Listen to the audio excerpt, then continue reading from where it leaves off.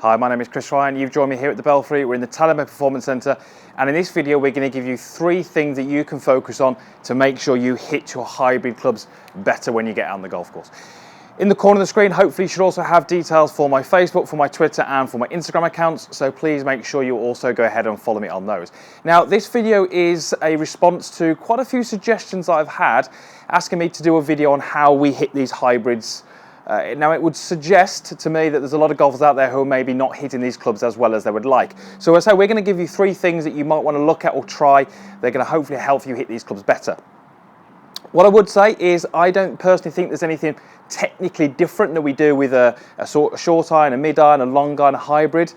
There might just be a couple of maybe setup tweaks, a couple of maybe ideas or thoughts that you can have in your golf swing. But when we're talking about things like club path and playing and all that kind of stuff, it pretty much is the same right through the bag. Maybe drive is a little bit different, but certainly, you know, moving from your mid irons to your longer irons or your hybrids, the fact that the club is a little bit longer, the fact that we're playing with a little bit less loft just makes them a little bit more difficult to use.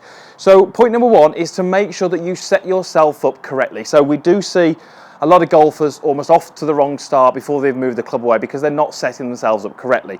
Now, hybrid, I would say, is that one club where it's quite versatile. You can play it a little bit further back in your stance, you can play it a little bit further forward in your stance, and it's actually going to give you different impact conditions and different ball flights. So I believe that there's a lot of confusion out there when golfers say, well, some people tell me to hit it more like an iron, some people tell me to hit it more like a wood, and they get a bit confused. The reality is you can play this club in a number of different ways. It's really a case of trying to find out what suits you as the golfer. My advice would be, as a sort of standard shot, and maybe you can tweak this if the lie dictates that or the shot that you've got dictates that, I would suggest playing the golf ball sort of 2/3 up in the stance. So certainly it wouldn't be anywhere near as far forward as I'd have my driver, but I wouldn't want that middle, just ahead of middle like I would have my mid iron. So it's somewhere between where I play my mid irons and somewhere where I play my driver. So for me, I like to think of it as about 2/3 forward. What that does is it allows me to still make a slightly descending strike on the golf ball, which we need when the ball's on the ground, but it doesn't mean that I'm going to be too steep and it's going to cause me to have quite a low ball flight. So ball position is going to be 2/3 forward. So if you want to think of that as the distance relative to your heel, it's maybe 4 inches inside your heel.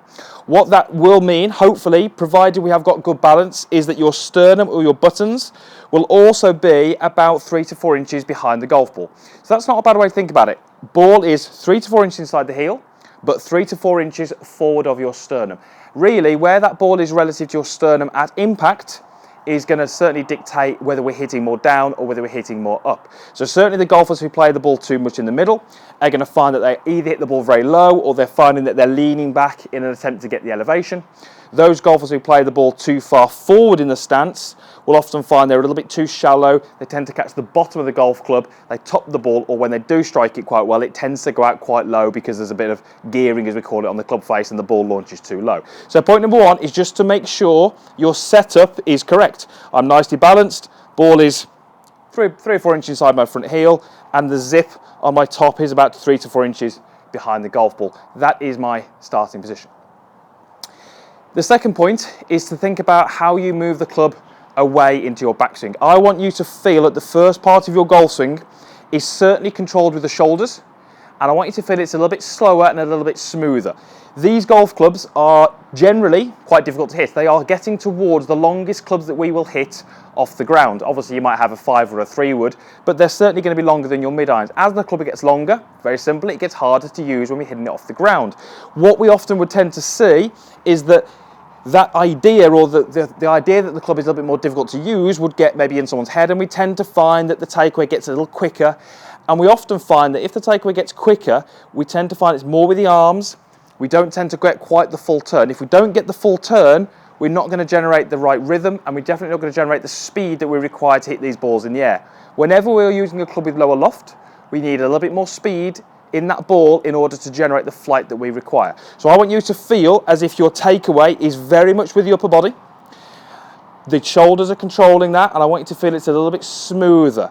What that's going to do, as I say, it's going to hopefully help you hit this club with a better rhythm, but it's also going to mean that if we start with the shoulders, we should still make a nice full turn, as opposed to those golfers who maybe snatch the club away with the arms, they get a little bit narrow, they get a little bit underturned, and from here it tends to be a little bit of a downward, sort of choppy type motion. So point number 2 is to get that takeaway smoother, slower, and definitely controlling that with the upper body and the torso. Point number 3, this is an impact idea. I have got on the floor a broken T-peg. Very simply, found it in the gravel outside the bay. I'm sure you'll have T-pegs in your bag, at least I'd hope you would. You're going to place this about that far in front of the golf club. So it's about the width, or the length I should say, of my hybrid club head, so whatever that distance is there. And it's just target side of the ball on a direct line to my target. Once we can achieve the correct setup, which I've done there, and once I feel like I can make that takeaway nice and smooth, making sure my upper body controls, the last thing I want you to do is feel as if you're going to make contact with the ball and the T-peg that's on the ground. Now, what this is going to hopefully mean is that your attack angle is slightly downward, so it's a slightly negative attack. The way that the golf club is designed, I don't think you'd be taking divots, but what we know is that the manufacturer spent a lot of time designing these clubs to make them much easier to get into the air relative to maybe a 3 or 4 iron. Therefore, what we need to do is just make sure that we make the right contact. If we make the right contact, the golf club design will get that ball into the air with a little bit more launch and a little bit more spin. The best way for you to make the best contact is to focus 3 to 4 inches behind the ball and get that club slightly descending, so we make contact with the ball and we also make contact with the T-peg. Let me try and give you a demonstration of that. So I'm going to try and go through those 3 things. I'm just going to make my normal golf swing, but just making sure that I take a bit more time over my starting position, making sure my takeaway gets a bit slower, and then trying to feel that I hit the ball and the T-peg as I go through.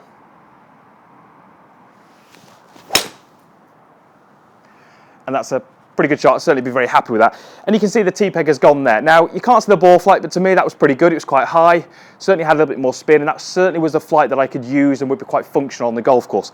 The T-peg went, which meant that my club was working on a slightly descending blow, and that is exactly what we need to hit those hybrids. To me, that wouldn't have felt like I took a divot. It wasn't a steep approach. It didn't feel like I hit the mat quite hard, but my setup was correct. My ideas for impact were correct, and that meant my attack angle was also good. Let me just hit one more for you. So I'm going to go through those 3 things. Setup is good. Nice smooth takeaway with the upper body, and then I'm going to focus about 3 to 4 inches target side of the ball.